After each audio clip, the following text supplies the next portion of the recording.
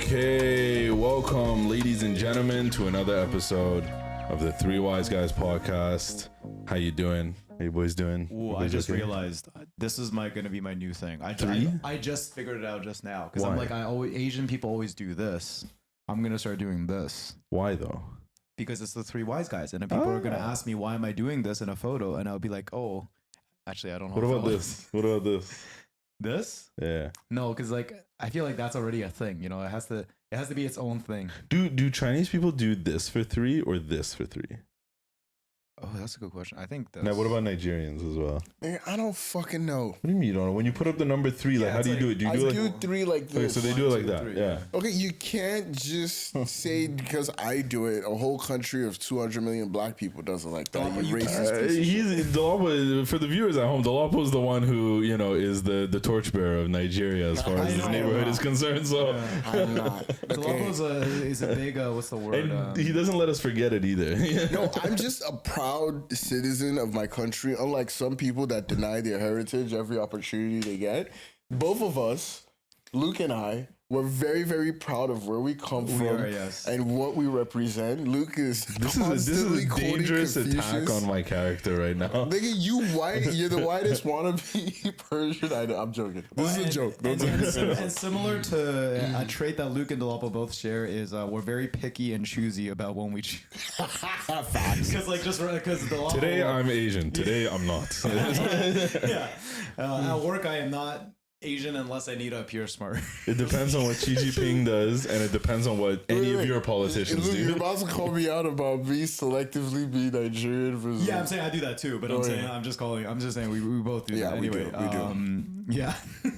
Well, but yes, this is going to be my symbol going forward. Yeah, I'm glad we have such a multicultural house. We get to share so many perspectives. Oh, jeez. Okay, we're gonna go through some rapid fire headlines to start the day. Luke, you want to scroll up a little bit so I can catch that? Yeah. Alrighty. So Luke actually found this video, but the Plain Bagel released a video on tariffs. Basically, and do you want to say this headline? You might be able to explain it better than me. Yeah, I think like really like the video summarizes it in more detail, so we can link it. But I think the TLDR of this is like whenever these things get announced, like it's August 9th as we're recording this, and on August 1st, Trump announced August 11th. Sorry, it's August 11th. It's August 11th. Not Luke saying it's August 9th. I thought it was. And he worked today too. I know. I wrote August 11th on many of my notes. So but like on August 1st, Trump announced 35% tariffs on Canadian goods. And if you look at any social media post where it talks about this, all Canadians are like, oh, like bad word, carny, like, oh, the Canadian economy is going to trash, elbows up.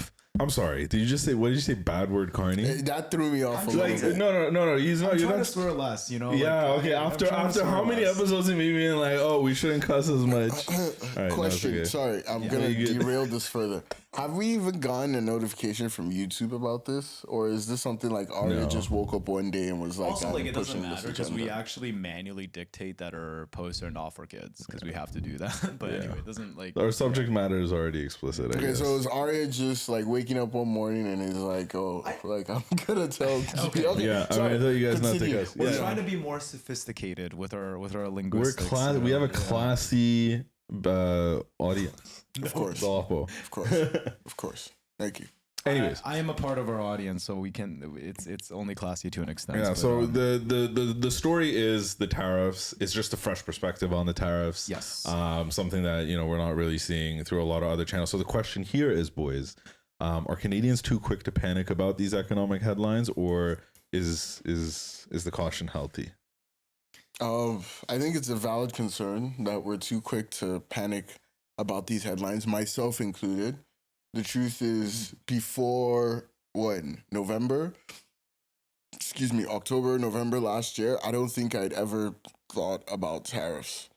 Fast forward to January, February this year, I was like, fuck, like, I'm doing bets with Arya on tariffs. I'm like, yo, like tariffs, like, you get what I mean? Just, armchair expert and like, like I don't really know shit if I'm being completely Everybody's honest. an armchair economist today. And I think that ended up happening and we just truly don't know. Like, and I think even the regular economists that have been trying to predict, like, it's just like no one knows. So, yeah.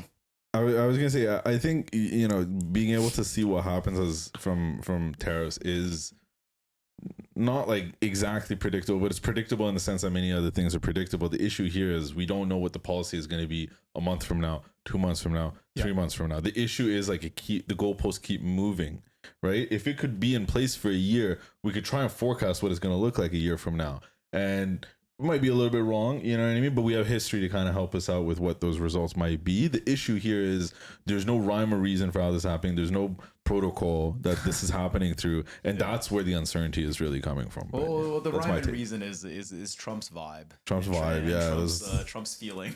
That's the rhyme and reason. But no, I think you guys make good points. I think like the thing I just wanted to highlight was like in the video breakdown. The one thing it was kind of just covering is this idea that like sometimes people read this headline of like there's going to be a 35% tariff, and like some Canadians literally equate that to like costs are going to go up by 35% as of August 1st. And that is not true. Like, so like some of the considerations, I think just for the audience who are Canadians is like, for example, in the video it covers like NAFTA goods are actually exempt from this tariff. And that's actually most of what is exchanged between Canada and the US. And that actually makes obvious sense because NAFTA is specifically an agreement signed between Canada, the US, and Mexico. So it's like when you think about why that was in place, originally it's pretty much designed to protect us against stuff like this. And then basically it's talking about there's a lot of other things that are not clear in terms of immediate costs, but like things are not going to go up by 35% as of August 1st, where they're probably not going to even in the coming months, but only time will tell sort of thing. The one thing I would keep an eye out in all of this is steel and aluminum. That was Delapo's point from earlier in the year as well, which is still a valid one. Those are being tariffed and those are integral to a lot of the supply chain. So something to keep in mind. Things will be impacted, but to what extent does the average Canadian feel that in their pockets is yet to be seen. Next up, actually, if you haven't already, speaking of politics and the government and all good things with our economy, if you haven't already, go check out buildcanada.com. It's a national infrastructure map. Shout out to Delapo for bringing it on the table. It's a searchable platform for infrastructure projects nationwide. You can see investment details, project timelines, categories.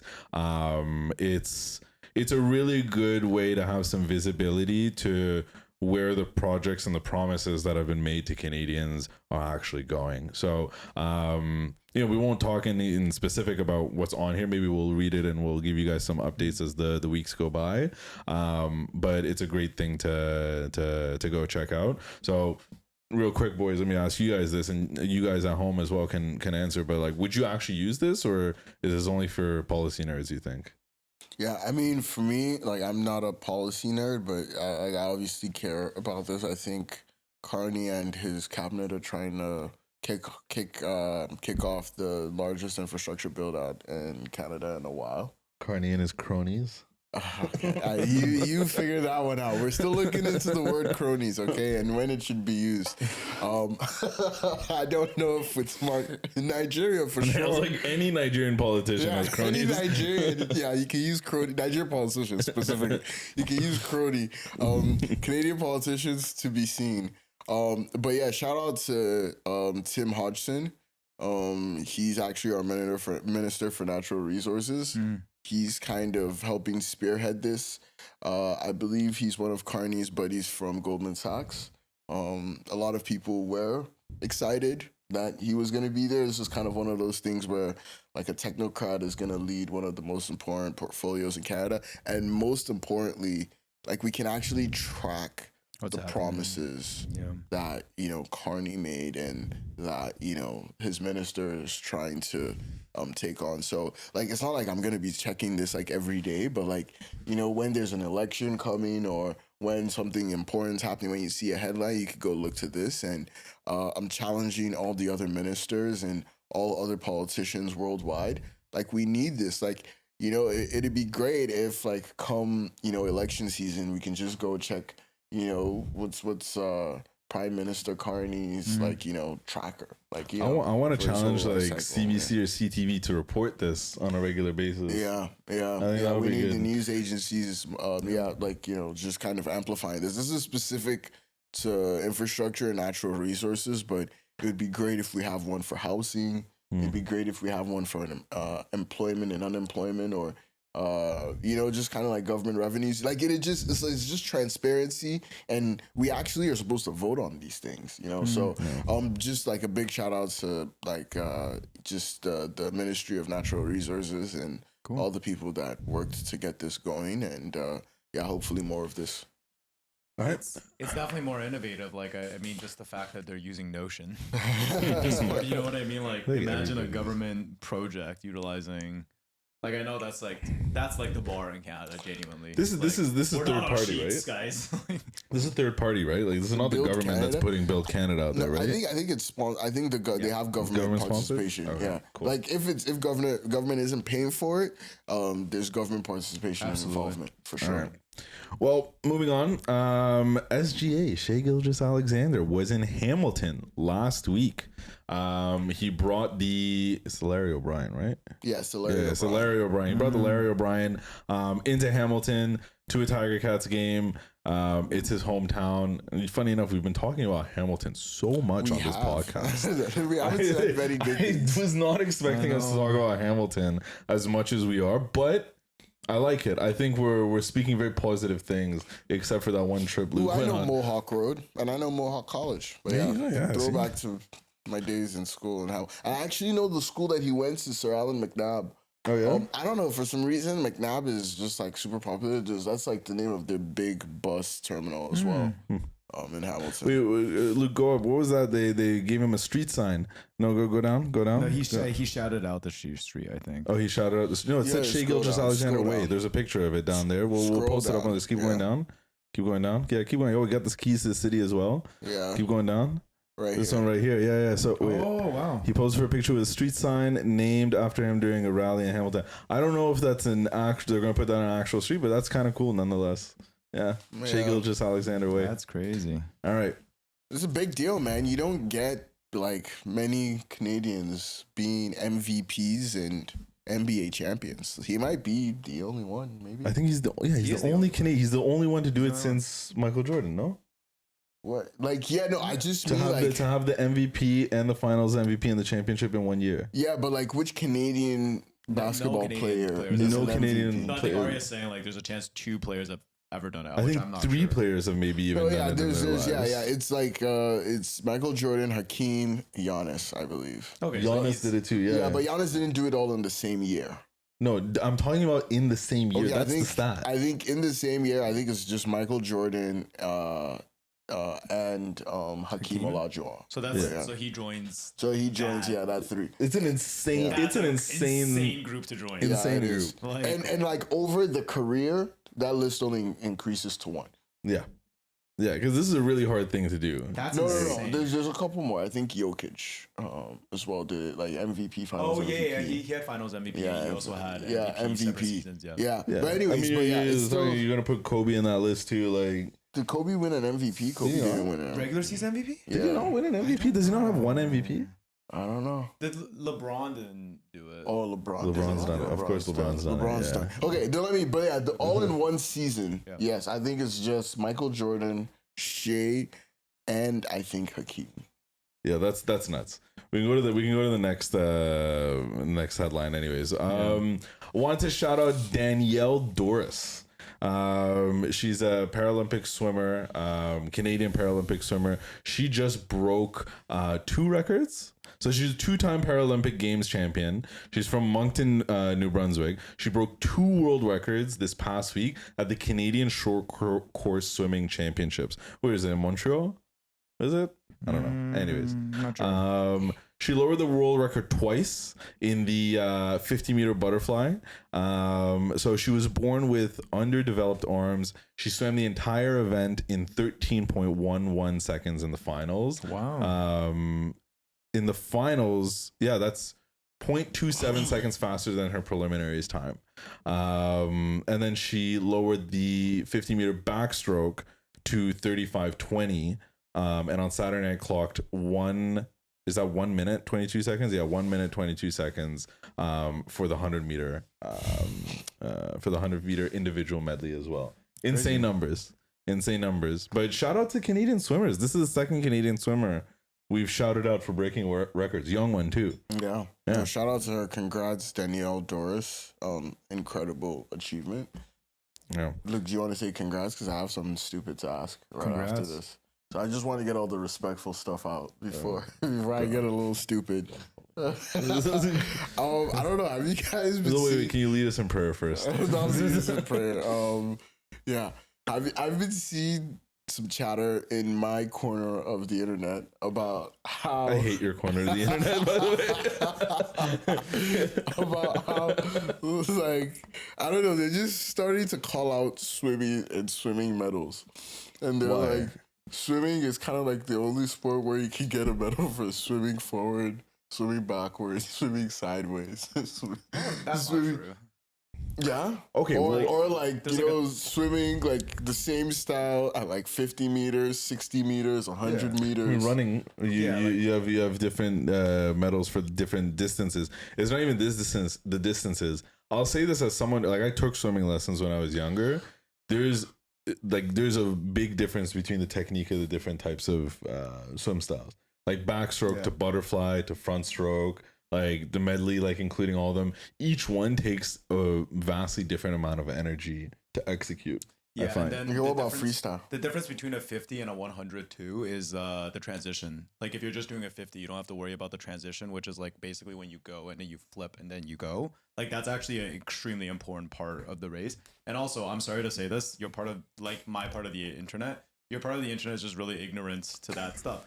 It's like, like, because there's water polo, there's synchronized swimming, there's diving, like there's all different water sports, right? Yeah, Like, it's not talking about water sports. It's talking about swimming medals specifically. It's talking about, and I explained what I was talking about. So how would you swimming forward, swimming backward, swimming the same style for 40, 60, 100. So it's just saying it leads to medal inflation. But why is there like 100, 200, team 400, individual 400? There's way more, like, let's be 100% clear, there's infinitely more track events than swimming events. Like, it's not even close. So why not the same energy there? I think that's a false statement. I think it's a false equivalency as well. I think the in fact, there isn't a difference in running style. It's 2 feet in front of each other. Like I'm using actually different parts of my body when I do different strokes. I'm just saying, it doesn't matter. Like I don't think it necessarily matters like how vastly different it is. But for example, with running, right? Like just to bring that into the fold, I think if you're running like 400 meters, it's obviously very different than 100 meters. You're not sprinting as hard. You're not using your muscles the same way, and it's the same principle with the different swimming strokes. The different swimming styles, right? Like one will use more upper body, one will use more lower body, one will use more full body. Each one exerts a different force and requires a different level of endurance. From my experience, at least. Okay. So I think it's warranted. I think it's warranted, but if we want to argue, involve medal inflation. If we want to argue that there's just too many medals in general, I'm happy to make that argument too. I was just like, I'm not I was wondering if I guess it's only my corner of the internet. Like I guess the truth is I don't swim, so I don't know. So I was just like, oh well. But it's also like when you think about it, like even in that example, right, with the running, it's like with running, your the endurance and the technique is going to be slightly different, but like no, it's completely different.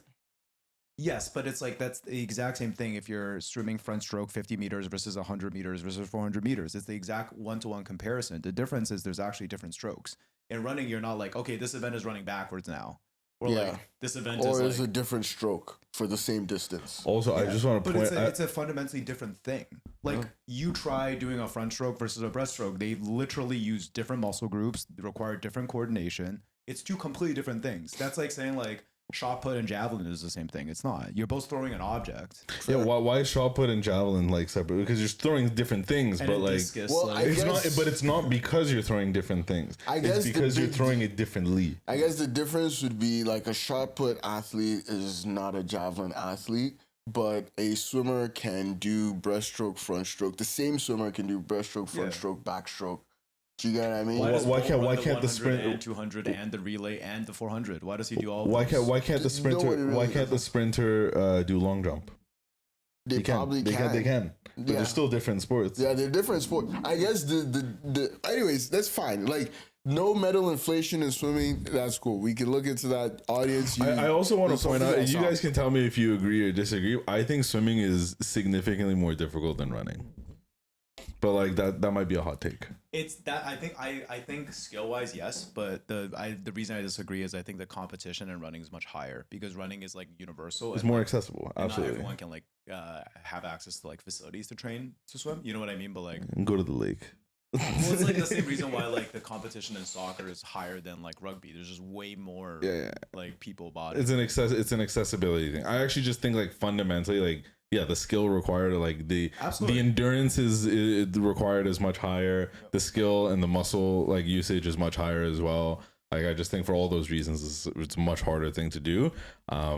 Which I think also warrants splitting it up into different groups as well. It's just such a complicated sport. But to be honest, like the actual answer to your question is just buy-in. Like enough people want to see the different swimming Strokes. events, which is why people do it, right? Like theoretically, if you think about it, like synchronized swimming is infinitely more difficult than like actually just like swimming down a strat lap, but like less people are interested in that then. All right. Fair enough. No, I didn't mean to derail. No, you're but- good. The last article, and I'd like Luke to maybe pull it up for a second if he can as well. But I like, saw this. This is interesting. yeah, so this is AI in agriculture. There's a BC project going on. So BC mushroom picking robots, they got a $40 million boost to fill growing agriculture labor shortages Ooh. in BC. I think it's Salmon Arm, Alberta. Yeah. No, BC. Yeah, it's a Salmon BC Arm. based startup, but Salmon Arm is in.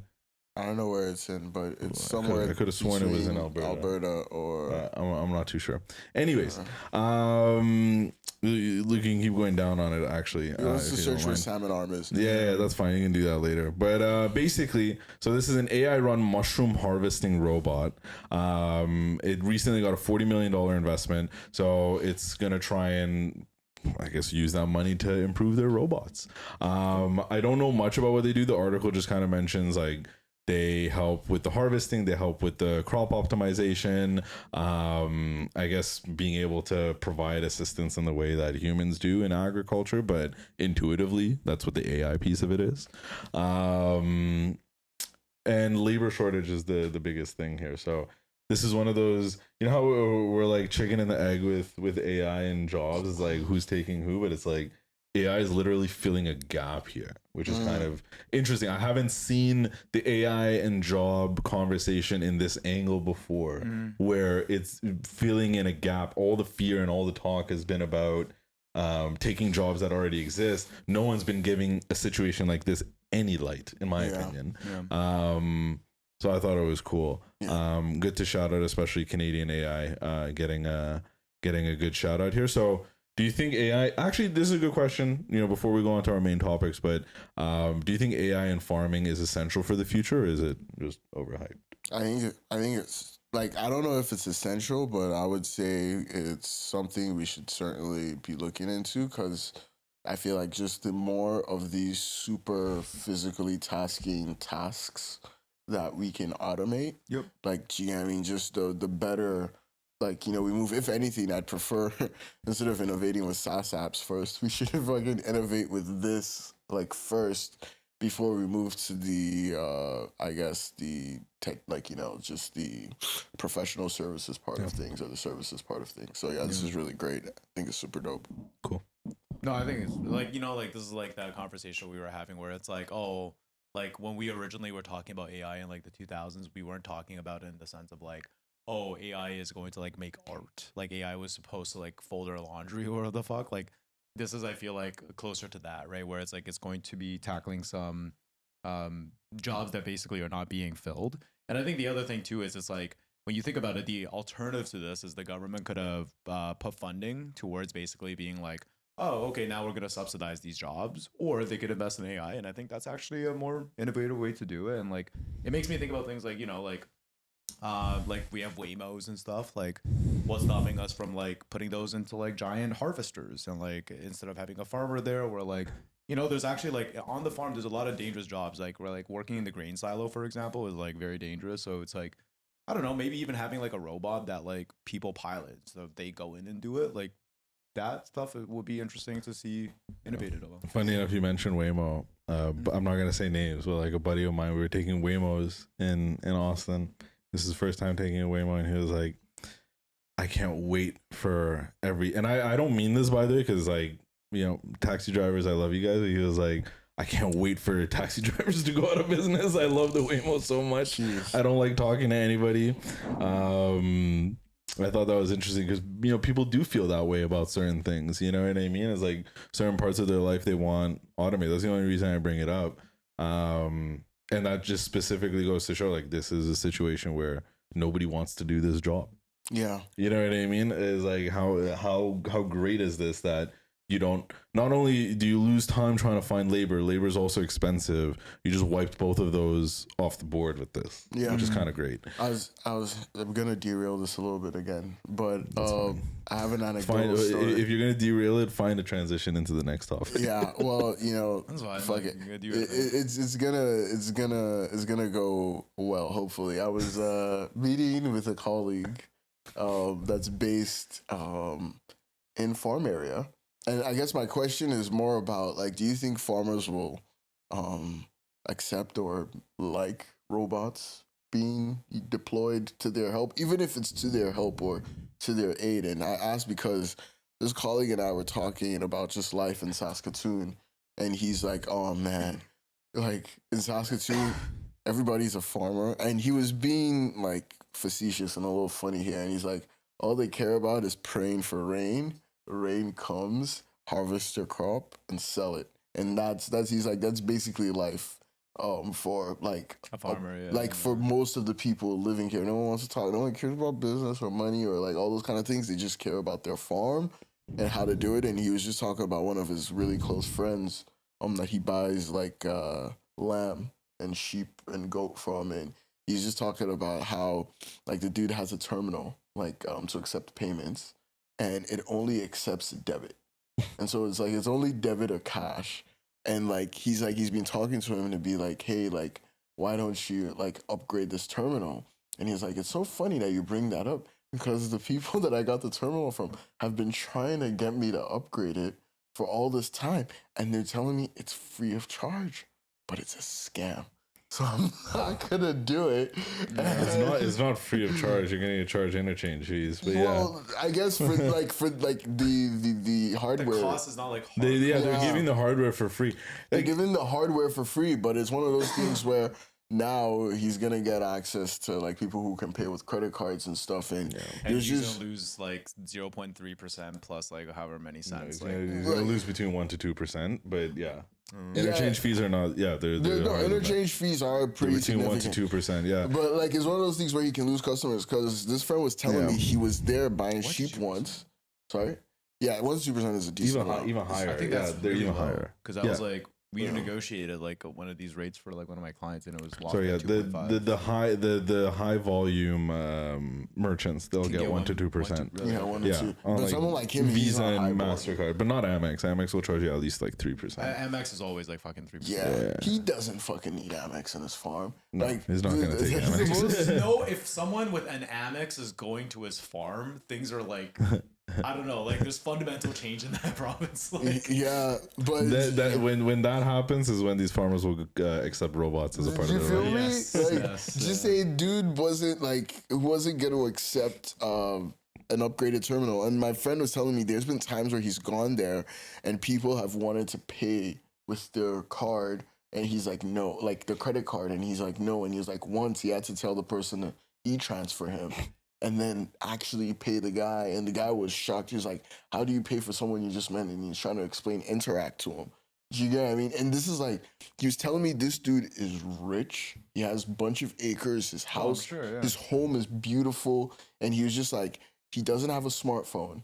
You know, like it's just like a regular phone. Just saying like this farmer doesn't care about everything. And we were both just talking about such a simple life, you know, a little bit jealous in a certain way, but it's also just the aversion to technology and just, you know, just being skeptical of it and like not even wanting to improve the terminal. So just this AI tools being used in farming is just going to be really, really interesting to see how farmers begin to react to this. I think too, to that point, AI is one of those technologies. It's a very imposing technology, right? It's not passive, right? Like years will pass, people won't adopt, but there's going to come a point where they have no choice. Yeah. Right. It's one of those technologies where you just have no choice, right? Similar to the smartphone, right? It's like you really have no choice. I mean, I get it. This guy doesn't have, I'm sure he doesn't have an iPhone. I'm sure he has a smartphone though, right? Like something with a screen.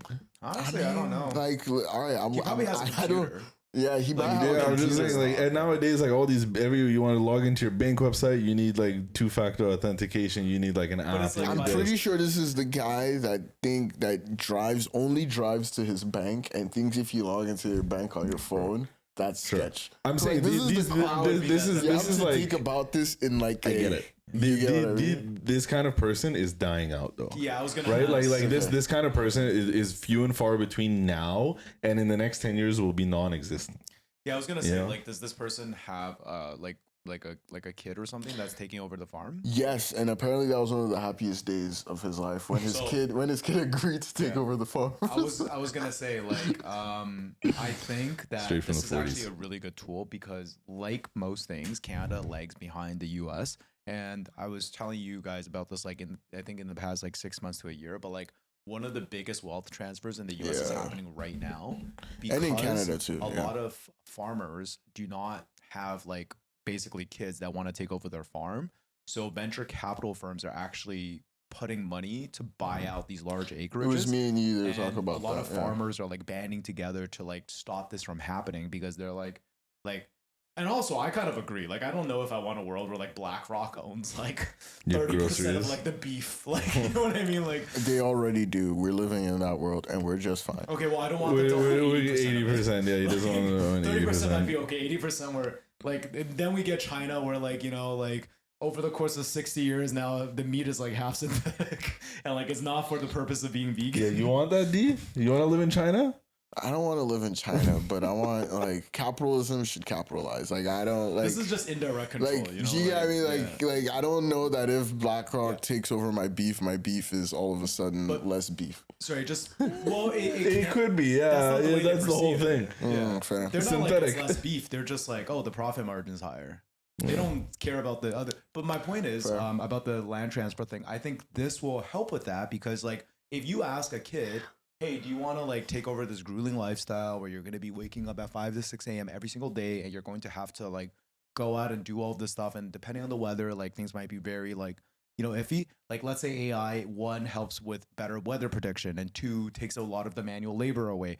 Like, it becomes more of like an investment for output, right? So like some of those kids might be willing to actually stay in the trade because now they realize they don't have to put that traditional level of effort. Like, it's a more innovative approach. Yeah.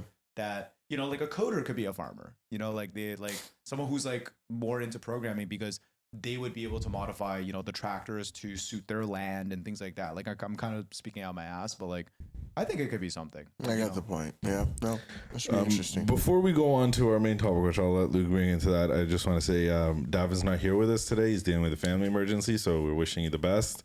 And with that in mind, I'm just going to go make sure the camera's rolling. Okay. Yeah, good call. We do that every time. Check the time stamp Yeah, we're good. We're good. Timestamp. Timestamp. All right. at 30 minutes. Okay, it's 30. Yeah. Oh, that was good though. Like, I think we Maybe had do some- a clap before we start like recording again, so you know. Oh yeah, it's all synced. We're good. Okay. Yeah, we're good. Okay. So now, speaking about kids, like at the end of the day, it's all just like capital and consumerism, right? Like if the money's enough, people will act a certain way. Obviously, last time we were talking about like consumerism and capitalism and like the role that individuals and the environment has to play. And I think we were more focusing on like individuals and et cetera. So I wanted to bring in some more like higher level, like let's say corporate slash societal implications that like kind of shape consumerism. And like I think here there's essentially four super high level pillars. The first one is kind of like the idea of just like corporate influence and advertising. So you think about like 50 years ago, there wasn't this idea of like direct targeted ads. There wasn't personalized ads. We had access to much less data. So like, the ads that were being shown to general public were much more generalized. Like now it's like, depending on the product and the team, they probably have a really good understanding of like each of us and what product is appealing to us, right? So that inherently is going to kind of like, highlight consumerism, et cetera. The second biggest component is kind of like this economic structure idea. So like we know this, like whenever we talk about startups, like what do we talk about? Growth, right? Like, and that has been the thing for like the last 8 years. So when society is focused on growth, and like we can say this because the main metric we're measuring companies by is growth, then spending also has to grow. Like that's just like a natural correlation, right? Like if as a society and as consumers we want companies to rapidly expand, we need to spend money for that to happen. So I think second component there. Third one, media and TV. The one I was thinking about here was more so like you think about the biggest shows like 10 15 years ago, still relevant now, but they were sitcoms, right? And like a sitcom is a highlight of a normal family and the complexities that go on in the families, right? Nowadays shows are incredibly unique, and I think it highlights that like individualism. And like some of the most popular shows nowadays are about the business world. Like you think about Succession, right? Like one of the biggest show, White Lotus, right? Another one, like even like reality Billions. TV show, Billions. Yeah, like we like Billions in this house. It gets a little silly sometimes, but like it's fun. It's all in good And fun. also there's influencers too. Like Yes. people are just consuming influencers every single day, and influencers Yes, look like they have money. You know, Yes. like there's no way they look like they don't have money. Or at least the most Yeah. popular ones, I think. Maybe, and I even think about reality TV, right? Like reality TV back in the day, like Fear Factor, like these, like they were like Survivor, like they were like kind of like Amazing Race, like they kind of made people do things to like. Now it's kind of just like, oh, it's a bunch of people in like a room with like A bunch of rich people. a bunch of rich people. Have you seen and the- good-looking people? Have you seen the Secret Lives of Mormon Wives? I've heard of it. I watched Of the what? entire first season. The Secret Lives of Mormon Wives. I watched the entire first season to martyr myself so you guys don't have to. It consumed me in a way that felt really unholy. It was not okay. It was not okay. Yeah. It was, and it didn't feel very godly either. Anyways. Yeah. Sorry. Just to put on the reality TV point. That is a separate thing, but like I was gonna say, I've heard like the Mormon Church specifically has like these like the finance backing behind those churches is like absolutely insane. Oh yeah, And like yeah, there's a I was whole rollout. Like I was like watching this video where they were saying like each cathedral that they build has like a complete unique outside look, but they have these like specific chambers inside and whatever. So like Mormons will like go all over the world to like visit them and shit and all this stuff. But anyway, like Yeah, I don't know about even secret chambers, but even Mormons about have their different- finance on lock. maybe I'm talking about a different type of church. Zion's Bank. Go look into them. They're Zion's a great Bank, okay. Yeah, See, Zion's even Bank, even yeah. institutions that are supposed to be holistic and teaching us all about like being present and grounded, consumerism riddles them as well. But yeah, how do we feel about kind of like this overarching thing, right? Like I think like at least the advertising component and like corporate influence, like I think that directly has to play with what we were talking about last time, which is like like nowadays you have to like a lot of what we do is connected to spending. You know what I mean? Like the activities, and I think a lot of that is just because like we make less decisions for ourselves now, right? Like we look at influencers, we look at like. How many times does like an activity start by someone be like, oh, I saw this on TikTok, or like, oh, like, you know what I mean? Like my colleague was talking about this who got targeted by an ad or whatever. Like, I think, anyway. No, you're right. I think, like you mentioned, you know, where we have more choices now, or like we like the choices in our hands now. It's like there's more information in our hands now, right? The way that information is being manipulated and put in our hands is still, I think, partially or entirely rooted in the illusion of choice as opposed to actual choice. For sure. Like we have more things but less choice, right? That we have conglomerates now that create that illusion. I think the most fucked up thing in all of this, I think I can survive with, you know, marketing tactics, influencer tactics, all of that. Like I can probably like live side by side with that and not like blow my brains out entirely, because it's marketing, it's sales, like promotion, like for as early as time, you know, we say like what prostitution is the earliest industry, but like honestly marketing could be as well, right? Because you gotta market, you gotta promote something for people to get it, you know what I mean? What I think the most fucked up thing in all this is the idea of planned obsolescence. Yes, the that's idea a of big throwaway part as well. culture. I think that is by far the most egregious mismanagement or misconduct in consumerism, commercialism, capitalism. I think it's a cheat, and I think it's going against the rules of, you know, the market deciding. You're manipulating and engineering your products to have a certain result, whereas the market should be deciding how many times this person buys this. Does that make sense? Yeah. I think that, like, of everything, like, I find that probably the most unforgivable. Yeah, no, I think I'm with you. Planned obsolescence is decidedly sinister. Sinister. So Yeah, sinister. It's definitely, and like more lawsuits are coming out, and I hope more lawsuits come out, and right to repair. I remember Luke, you put me onto right to repair. Crazy. It's when you crazy. Look into it. Yeah, Crazy. like we need, like, you know, that's something that would directly counteract planned obsolescence. Like bringing back and enforcing right to repair. I think it's huge, and like I think it's very important that we're highlighting this, because these are these systems that actually, they're invisible and they truly guide, like, you know, like our the way we choose and like our thought process, and you know what I mean? Like, I mean, the biggest example is the iPhone. Like, they fucked us, like, with that planned obsolescence shit. Yeah. The batteries. Yeah, like just everything. Like, that's the only reason why we use their stuff, right? Software update. Like, whatever it is, they fucked us there, and like them being the best company in the world just made everybody be like, oh, this is the way to do it. I think the other thing, or kind of, because I did research this, and yeah, really well done. This is a great topic to bring up. I think it's, for me, man, it's the unconscious choices we now make, or the unconscious prisons, or the prison that we live in that we don't know that we live in. You know what I mean? Like, in terms of just like how much of our day is really engineered, right? Like, Yeah, fair. like Meta, TikTok, Google, like there's literally algorithms to tell you like kind of what to do. Like X even exposed it, and that's why I'm talking about my corner of the internet now, because it truly is my corner, because it's gonna directly feed exactly, like, you know what I'm saying. And like we all know this, like, you know, your phone hears you, and like, you know, like it does to an extent, and it does take in, and it's like, man, like just the in the industry we call it, like for retail we'll call it customer 360. But like for us, it's like you just loop right. It's a feedback loop that comes right back. You know, you get what I your mouth mean? to your ass, to your mouth to your ass. Like I'm actively, literally, I'm actively selling customer 360 to every retail brand, and like I'm sure you're doing some of that too with the personalization stuff, and like, and that's just on the corporate level. No, not on the corporate level. That's on the hyper personalization, Yep. super tech level. Like, macro, yeah. yeah, on the more macro level, there's the way that they try and influence our behavior. Like why did a vacation in Mykonos become the baseline for having a good life?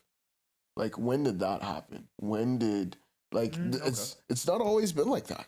Like, when did these certain, like, 4 vacations in a year become the baseline for, hey, you're living a good life? Like, these things happened unconscious. Like, we didn't know when it happened, We didn't know when it changed our minds, but these standards were just set like at a not even just at a hyper personal level, but kind of at a corporate societal level where it's like, oh, this is how like you status signal and like it's only getting higher, right? Like like if it's Mykonos this year, it's Turks and Caicos next year.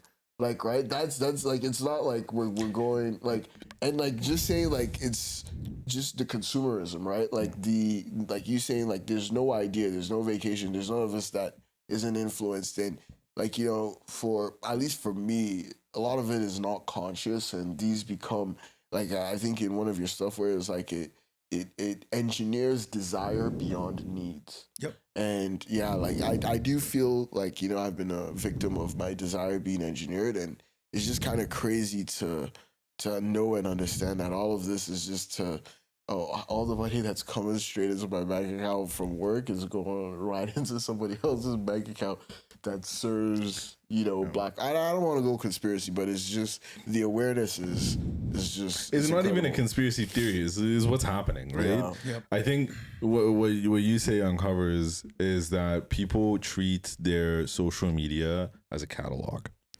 right? Their social media is a catalog essentially, and for every year that more people go on social media and they use it and they continue to post, more users, there's more to choose from.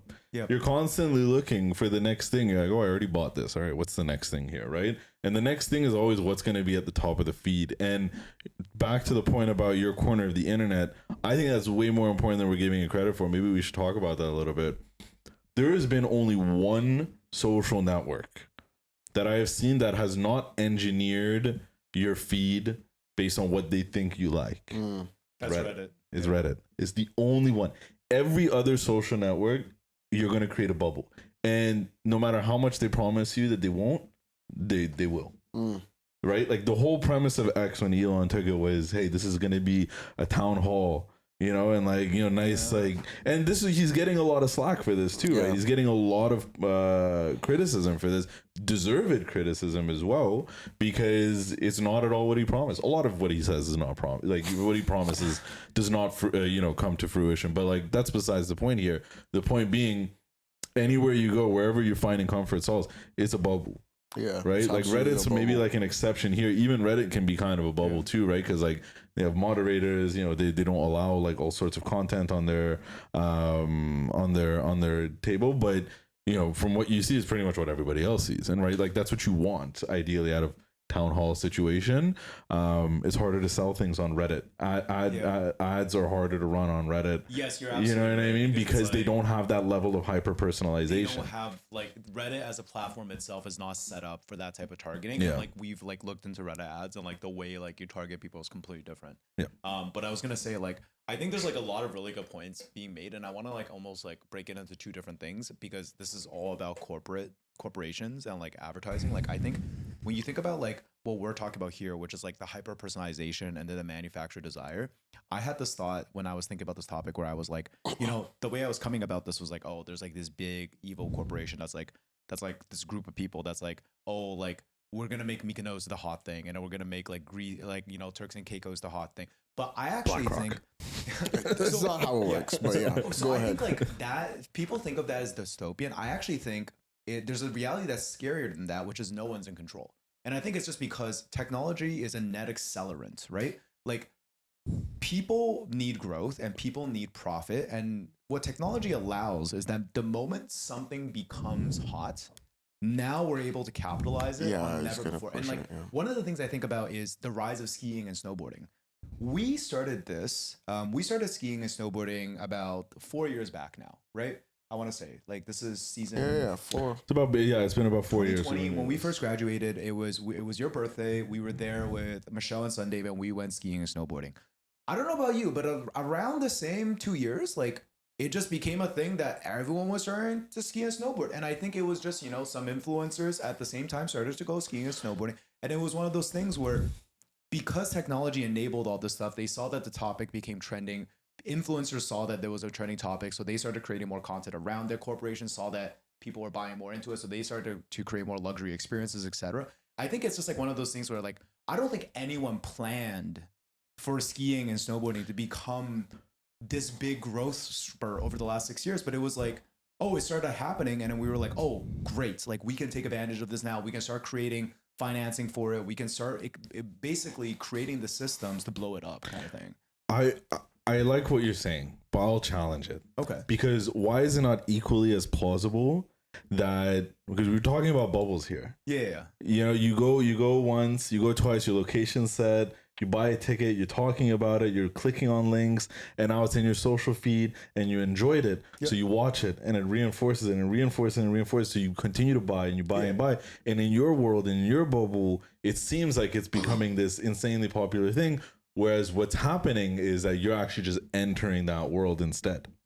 Yeah, that's kind of Yeah. okay. Do you know what I mean? I think there's two ways to, and I'm not saying one is right and one is wrong, right? But for the sake of the conversation, right? Because we are talking about bubbles on social media, I think it's equally as plausible that your feed will reinforce the things that you like and make it seem more important than it is, so that you end up spending more on it because you're in a community now. I think that's kind of what That is what Luke is saying. Oh, that's what Luke is saying. Okay, I thought you were saying it was just inherently becoming more popular. I'm saying no, I think it's probably just as popular. You're just stepping into that world and it seems like it's becoming more popular. I'm kind of making like a middle point where it's like in it naturally becoming a little bit more popular because of these technologies that they're like, oh, Luke is interested in this now, let's flood his feed. And that was happening to a bunch of other people. It's kind of this thing where like I bet you if all of a sudden people started buying into like frisbee golf, like within 5 years it'd become like a super hot sport. Like if Kendall Jenner posts like a whole vlog where she goes and plays like a course in LA, and then she flies to like Harborfront and she plays the course there. You don't even need to stretch for a frisbee as an example. Like that is happening with paddle. Yeah, exactly. And then what's the other stupid one? Pickleball. Yeah. Like I've had like 4 people tell me like I should go play pickleball. I don't want to play pickleball. Yeah. I don't want to play pickleball at all. No, I think. But it's on my feed. It's on my feed. I see it. That one I know because I'm not into it, and I still see it everywhere. Yes. Yeah. And I see structures being put up, clubs being put up, all of that.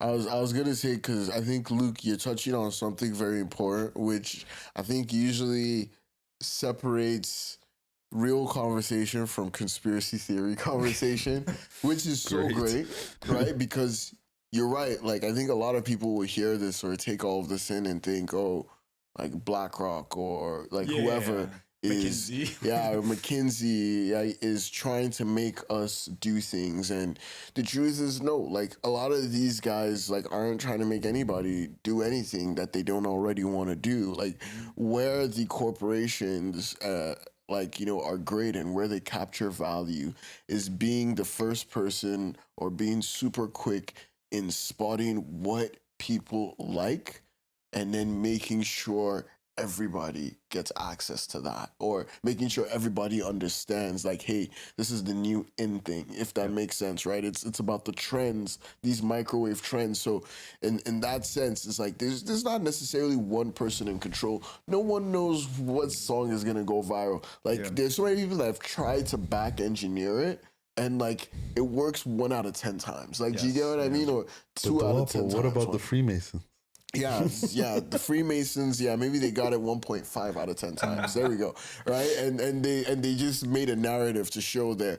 But all of this to say is like, yes, like social media is not gonna create or algorithms or advertising or consumerism. Like the only way consumerism and capital works is people actually have to like it.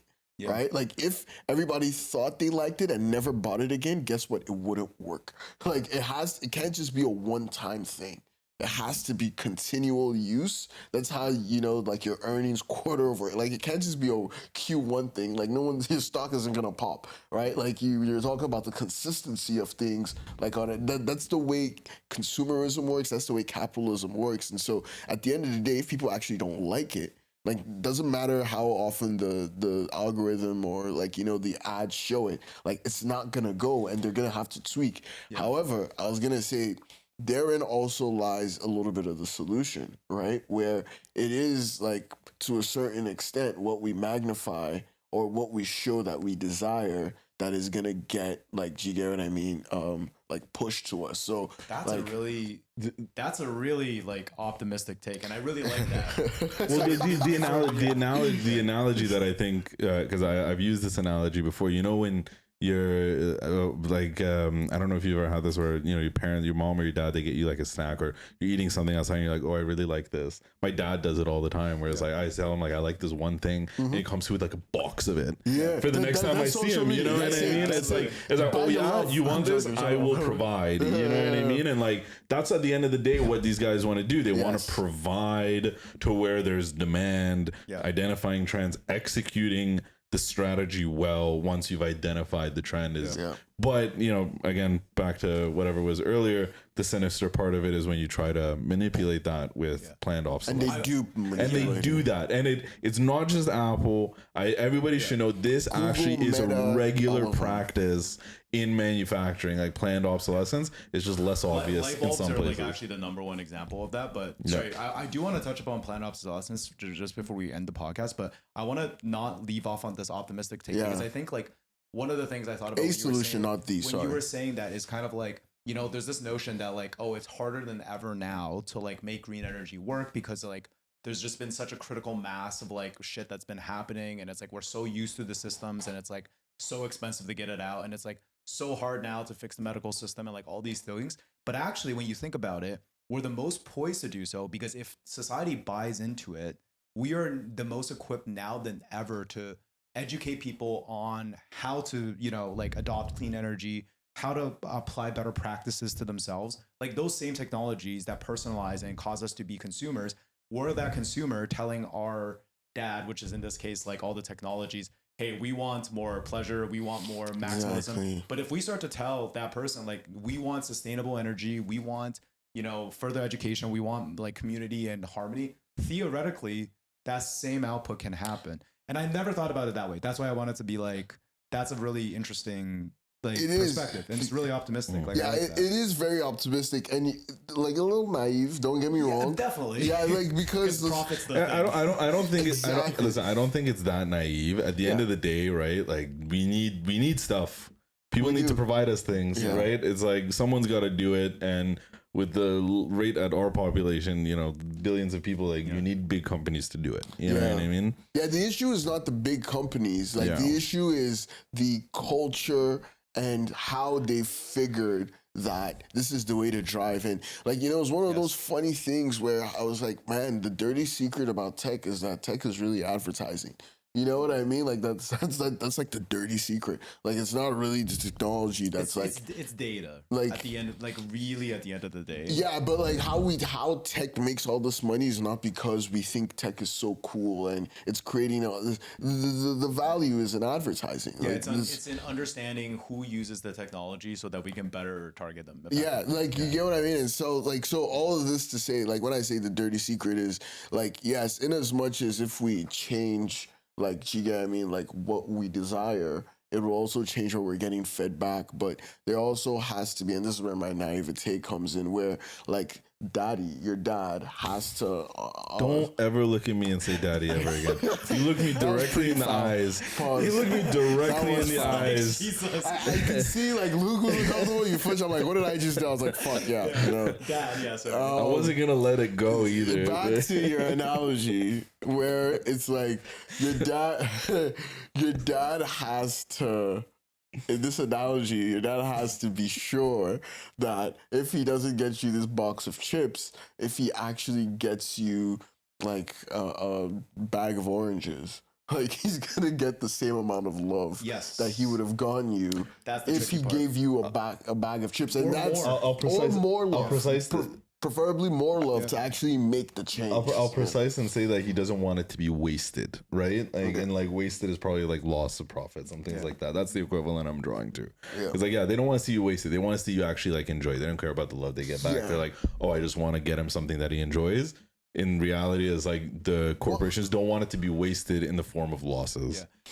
And sorry, like, I want to wrap up this. No, I was done. No, I thought you were still sticking with the analogy. Yeah. I was gonna the last thing I want to say about the planned obsolescence thing, because you guys like touched upon such great points there. Like that's actually like such a root evil. And when you think about it, it's like directly correlated with the growth aspect. Like the fact that companies desire to grow. Like you bring up Apple, it's like Apple is evil, but like what about like the telecoms? Like what part do they have to play? Like when you think about the most popular way to buy an iPhone in the biggest GDP countries in the world, the way you do it is you buy it through a telephone plan. That's a 2-year plan. At the end of that plan, most people switch or trade in their iPhone or their phone for the newest model. And like that is straight up a predictive model. Yeah. Like Apple is going to Shaw and like, you know, Verizon and all these companies and being like, let me know how many new plans you signed up, how many internet plans. Like every single one of these things is a direct model to predict growth. You know what I mean? It's like, you can point to so many other industries like, you know, light bulbs and cars and all this other stuff, like poor quality, like manufacturing nowadays. But it's like, man, like you think about like the fact that most people are on a 2-year plan, and at the end of the 2-year plan, they're going to get a new iPhone. Like it's crazy. It's crazy to think about, man. Yeah, it is. And you touch on something so important because I was deep diving on this, and something that AI brought up when I was asking the questions was the obsession with growth. And man, it's so VC culture. Well, not even VC culture. I think like it's so touchy because I feel like for most of like, you know, human existence, like our growth has been relatively steady, and post-industrial revolution, that's when exponentiating, like in like seeing exponential growth in real life just became just more every day. And now that we understand, it's like ignorance is bliss in the sense where when like, you know, linear growth was like the name of the game, like, all right, yeah, sure, you go 3-4%, that's cool. But now that we've been exposed to exponential growth and we understand that that can happen at a consistent pace, like now linear growth is like it's nothing. Like we can't quantify that. And so, you know, like in my conversation with GPT about this, it was like, yeah, like our obsession with growth by all means kind of drives, or I won't say drives, but helps reinforce this. And you know, woke GPT was talking about shit like degrowth, and I was like, oh, you know, like, because like I've gone that route like in my naive university days where it's like, oh, let's stop growing or grow really slow. It's like, no, that's not the issue. But like, I'm just very curious because, you know, that's something a little touchy. Like, I'm just really curious. Like, you know, audience, people way smarter than me. Like, how do you think the growth culture, like, you know, contributes to this? And what do you think is a way we can tweak our growth expectations to, you know, keep these beautiful gains that we're seeing from exponential growth, but also not like, you know, try and minimize the externalities. But yeah, that was just, that's an excellent question to end it off on, and maybe we'll touch on it at the beginning of next episode as well. So to round this off, we are going to talk about a few events that are happening in the city of Toronto and surrounding areas. I'm gonna go backwards on this because I want to end on number one, but the CNE, and I'll explain why in a second. The CNE is coming August 16th all the way until September 2nd.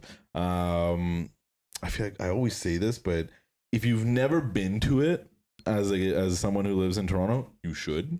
I mean, if you live in Toronto and you've been a few times, you're probably sick of it by now. Every year I say I won't go, and he goes, and I end up there. That just is like, there's a lot of things I say I won't go to and I don't end up there. It's fine. But the CNE is just one that I think in a couple weeks, actually, there's an Argos game on a Saturday. If you get Argos tickets during CNE, you get free entry into the CNE, which is a cheap way to. That's a great way to go and enjoy the day. Go with family. Go with also, girlfriend. It's go worth whatever. mentioning. I think you can get in at certain hours for free, right? It's just like we go in like the peak time. Like I think I didn't know that.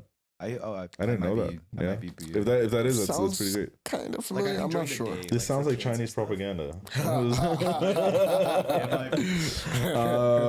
We're not communist, nigga. We're capitalists. Funny enough, speaking of Chinese people, number 3 on the list, the Mulan International Film Festival, August 9th to 17th, all around the city of Toronto. It's different Chinese language cinema,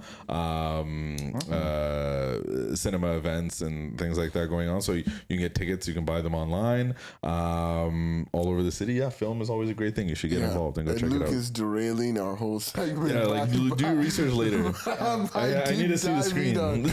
Yeah. See, my Iranian ally is the one that made me he's aware white. of He's disinformation. He's Canadian. We're sorry. close allies. No, he's not Iranian. He's Canadian. I get to Iranian. also. I have to be careful I don't here know if because the camera caught that eye roll. the camera. Arya's only claiming the radio because he's on camera. Right No, now. it's because they need to know I'm on their side, right? Like I can't be too much of a spy for one end or the other. You know? Similar to like how I get to choose when I identify as Chinese or not, I also get to choose whether I identify you as listening or not as my roommate. I'm I only can't wait till you get your Nigerian. Canadian Yeah, citizenship. I'm only Nigerian, I bro. can't wait. Like, fuck that. Anyways, the Chinese diaspora will be on display at the Mulan International Film Festival. August 17th, Wheels on Danforth. It's a car show up on Danforth, Danforth and Warden.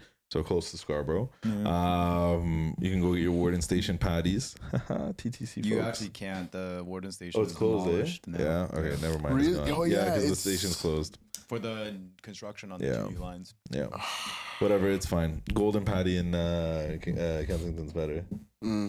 I have, same I have gotten a patty from that Warden Station one before. I remember. It's literally either Golden Patty or the other patty in Kensington. Like they supply They supply. Oh, Yeah, no, really? I You supply get it. Warden? most of the patties that you have that are good are from Golden Patty, or I think the other one's Patty King or something. Like Patty King. one of the two like OG Toronto spots. Like in Toronto, the patties you have are We're adding one more to the list. The Caribbean Queen of Patties on Bloor. yeah. That is officially like the best patty I've ever had in Yes, the city. Absolutely. Yeah, the patty, the rice, huh? With the I patty. mean, it was a huge plate, by the was way. a Like, huge first of all, plate. I just want to shout that place out. But, anyways, they probably need to shut up. Maybe not from this platform. to focus on the events, Car Meet happening August 17th, Danforth and Warden. Is that a polite way to tell me to shut the fuck up? Yeah, Yes. it is. It is. Fuck you. Thank you for cursing so much and for no reason as well. You're welcome. All right, the last one. The reason why I wanted to do this one last is because I didn't know this. This is the largest festival of its kind, like a South Asian festival. Specifically, I don't know if it's specifically like Tamils or whatever it is, but in the world, not just In the like in world. Canada. Yeah. So this is August 23rd, 24th. This is Tamil Fest happening in Markham. Over 275,000 attendees are expected this and year. it's free. Wow. You remember when we went through the population in Canada? Yeah. They're number 2. Tamils? South Asians. South Asians. Yeah. South Asians are number 2. Anyways, all this to say, I want to shout it out last because I didn't know how significant it was, but it is incredibly significant to the South Asian community Crazy. across the world. Do you know So any yeah, people going? go check part of that. Do you know anybody going? Do I know anybody going? I actually I don't know anybody going. Yeah, funny enough. Do you, Luke? I do not know. I only have one This Tamil is in in my my life. hands. I feel like I should have known about this. Anyways, that's our episode for today. Thank you for listening. If you have any thoughts on anything we said, please share it. And until next time, one love. Aces.